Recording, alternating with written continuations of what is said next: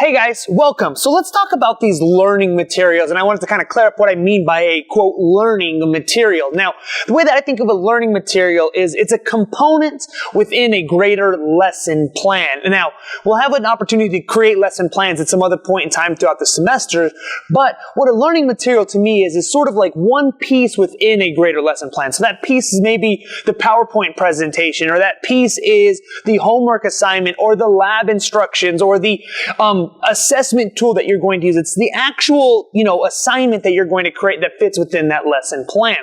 So for this very first learning material, what I want you to do is I want you to create an assignment that accompanies one of the PhET simulations. Now, if you're not familiar with PhET, P-H-E-T, it stands for Physics Education Tools, and it's a group down at CU Boulder that has created hundreds and hundreds of science simulations online. They're free to use. They're great for students to kind of open one up and kind of play with a bunch of the variables. And so what I've done for us is down below I've included 4 or 5 of the PhET simulations that sort of tie into Module 1, Week 1 and Week 2 sort of themes, the things that we've been learning about so far in this course.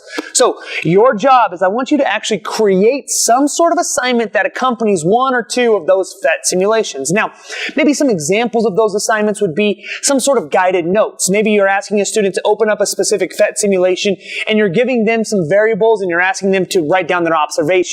Or you're asking them to define certain things within one of the PhET simulations. Maybe it's a little bit more open-ended for students where you ask them to record some observations or some things of that nature after they've opened up one of the PhET simulations. So I want you to have as much freedom as you want to with this, but as you're utilizing these PhET simulations, what I want you to think to yourself is, how would I use this PhET simulation in my classroom? And then what kind of assignment could I create to accompany that PhET simulation in my classroom? So a little bit of freedom for you, but the only requirement for this learning material is that you need to create an assignment that accompanies one of the PhET simulations. There is a rubric down below, and of course, if you have any questions, don't hesitate. Thanks.